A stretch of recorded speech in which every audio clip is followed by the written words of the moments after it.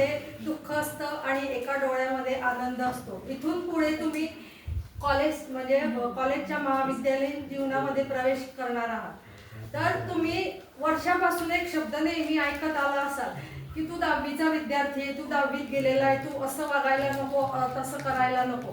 पण याच्या मागचं नेमकं कारण काय, असं का बरं बोलत असतील मोठे लोक आपल्याला नेहमी नेहमी की 10वीचा विद्यार्थी आहे, तो 10वीचा विद्यार्थी आहे? तर त्यांच्या सांगण्यामागचा एकच उद्देश असतो की हे जे आयुष्यातले 2-3 वर्ष असतात, हे 10वी 9वी 10वी 11वी 12वी हे 4 वर्ष तुमच्या आयुष्यात खूप महत्त्वाचे असतात।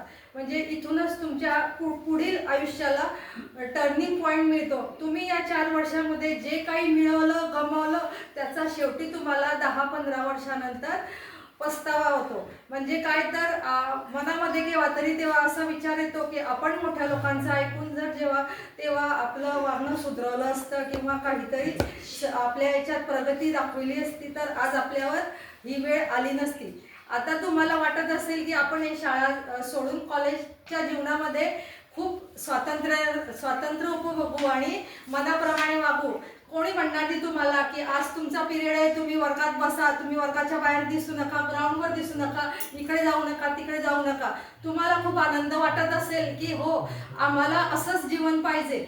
परंतु कॉलेजमध्ये तुम्हाला प्रत्येक प्रकारचे मुलं मिळतील की काही मुलं फक्त डिग्र्या मिळवण्यासाठी येतात, काही फक्त टाइमपास करण्यासाठी येतात, काही जे हुशार मुलं असतात त्यांचं नुकसान करण्यासाठी पण येतात।